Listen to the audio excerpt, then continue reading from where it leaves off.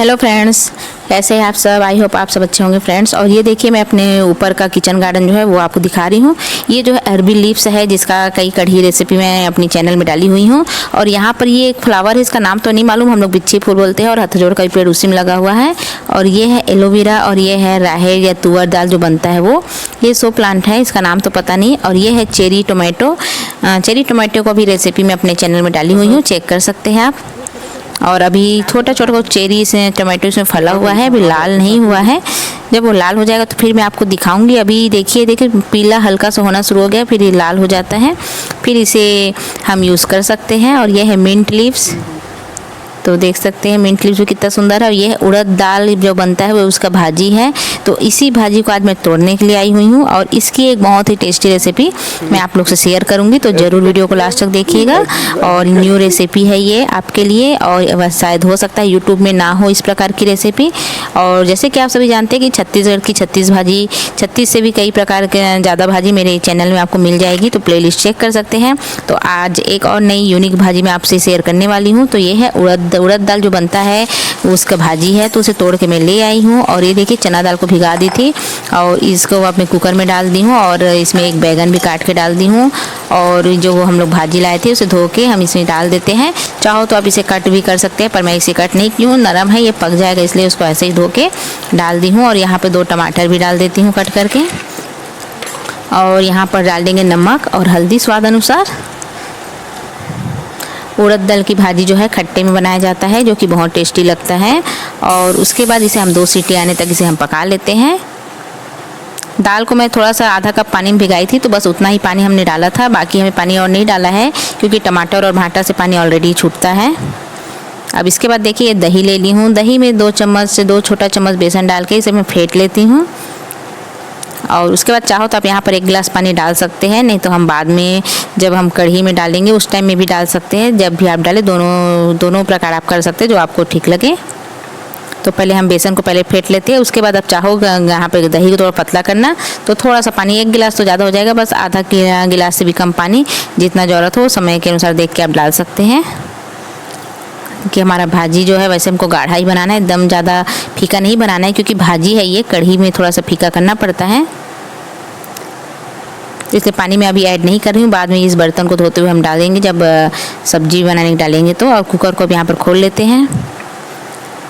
तो 2 सीटी 3 सीटी भी आप लगा सकते हैं, क्योंकि भाजी जो है 3-4 सीटी में बहुत अच्छे से पकता है और ज़्यादा टेस्ट भी बढ़ता है। 1 सीटी में उतना अच्छा नहीं पकता है, इसलिए मैं यहाँ पे 2 सीटी लगा ली थी। मीडियम आंच में रखी थी गैस को। अगर आप आंच को तेज़ रखे हैं तो कम से कम 3-4 सीटी लगाइए। और ये देखिए मेरा भाजी पक गया है। चाहो तो आप इसे चेक कर सकते हैं चूँकि यार।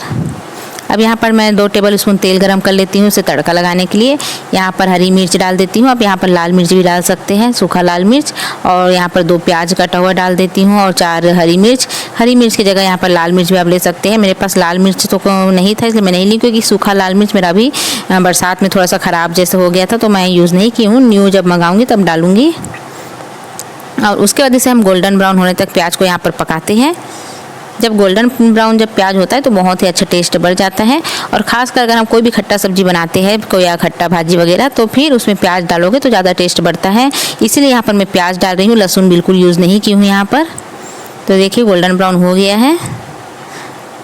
अब हमने जो उबला हुआ हमारा जो भाजी है उसे भी डाल देंगे, और यहाँ पर जो दही है उसे भी डाल देते हैं। तो पहले मैं दही को डाल देती हूँ, जिससे कि दही का जो कच्चापन है वो पक जाए। जब ये थोड़ा सा हल्का सा बॉईल होना शुरू होगा तब हम भाजी को डाल देंगे। और यहीं पर देखिए मैं थोड़ा सा पानी डाल रही हूँ इसमें धोकर। एकदम ज़्यादा फीका नहीं करना है आपको, क्योंकि हमें भाजी जो है गाढ़ा गाढ़ा ही बनाना है, क्योंकि भाजी जो एकदम फीका में अच्छा नहीं लगता है, इसलिए यहाँ पर गाढ़ा ही रहना है इसे। और बस इसे 1 उबाल आने दीजिए हमारा जो दही है उसमें। और उसके बाद ये देखिए भाजी को हम यहाँ पर डाल देते हैं, और इसे भी अच्छे से मिक्स कर लेते हैं। और अच्छे से इसे हम पकने देते हैं जब तक कि ये जो है कढ़ी या रसा जो भी दिख रहा है वो अच्छे से गाढ़ा ना हो जाए, मतलब भाजी जो है गाढ़ा ना हो जाए और पानी जो दिख रहा है इसमें वो कम ना हो जाए। तब तक हम इसे थोड़ा सा सूखा होते तक पकाएंगे। एकदम सूखा भी नहीं करेंगे, हल्का सा, मतलब दही डाले इसलिए हल्का सा इसमें गाढ़ा गाढ़ा ग्रेवी टाइप से रहना भी चाहिए। तो करीब इसे मैं 5-6 मिनट पका लेती हूँ, जब तक ये थोड़ा सा गाढ़ा ना हो जाए। और बाकी सब चीज़ तो हमने इसमें डाल दिया था, तो हमें कुछ डालने की ज़रूरत नहीं है। हल्दी नमक तो हम पहले ही डाल चुके थे, और वैसे ही खट्टा सब्जी है तो इसमें और ज़्यादा हमें कुछ डालने की ज़रूरत नहीं पड़ती है। और भाजी में तो खासकर और कुछ ज़्यादा नहीं डालते, जैसे कई लोग धनिया वगैरह डालते होंगे, तो यहाँ पर मैं धनिया वगैरह नहीं डाल रही हूँ, क्योंकि भाजी में धनिया वगैरह मैं नहीं डालती हूँ। कढ़ी अगर रहता तो हम वहाँ पर धनिया डाल सकते थे। और ख़ासकर हम लोग जो भी भाजी बनाते हैं हमारे सीजी में, तो कोई भी हम लोग मतलब भाजी में तो धनिया डालते ही नहीं हैं। उसके बाद देखिए मैं यहाँ पे गैस बंद कर देती हूँ। अब मेरा खाना रेडी हो गया है। तो ये देखिए यहाँ पर पनीर बटर मसाला भी बनाई थी मेरे बेटे का फेवरेट, और मूंग मसूर की दाल है, और मेरा चावल निकाल ली हूँ, और ये जो सब्ज़ी बनाई हूँ उड़द दाल की भाजी, उसे भी मैं निकाल लेती हूँ, और बस इसे गर्मा गर्म खाने के लिए दे देती हूँ। तो ये हो गया मेरा दोपहर का लंच।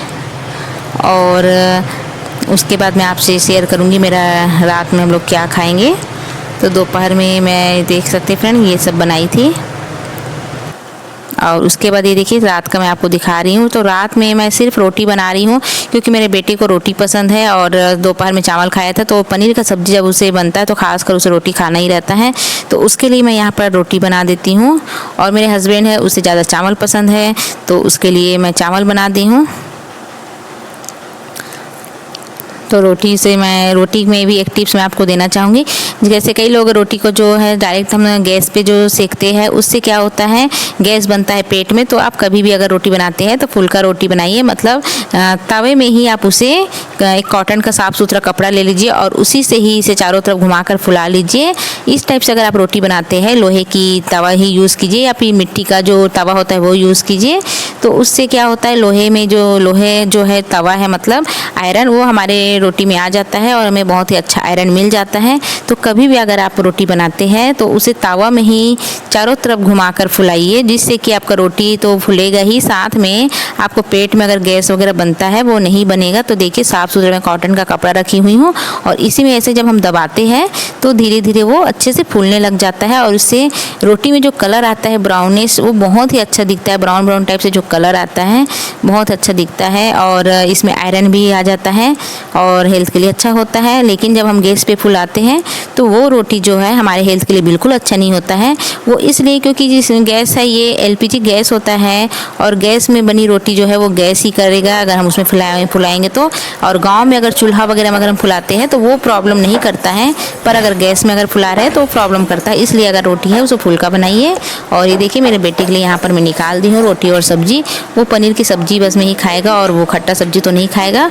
और ये मेरे हस्बैंड के लिए थाली लगा दी हूँ। तो ये देखिए ये पनीर सब्जी जो मैं बनाई थी, पनीर बटर मसाला, और यहाँ पर ये जो भाजी बनाई थी उड़द दाल की भाजी, वो और चावल दे दी हूँ। तो ये हो गया मेरे हस्बैंड का डिनर और मेरे बेटे का भी डिनर। तो दोनों का डिनर तैयार हो गया है। तो ये था आज का मेरा छोटा सा ब्लॉग। आई होप आपको अच्छा लगा होगा। प्लीज़ अगर अच्छा लगा है तो लाइक कर दीजिए, और ज़्यादा अच्छा अगर लगा है तो शेयर भी कर दीजिए।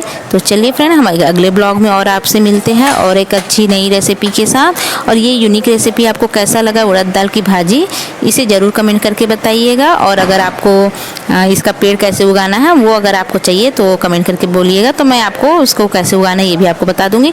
तो चलिए अगले वीडियो मिलते हैं, तब तक के लिए बाय।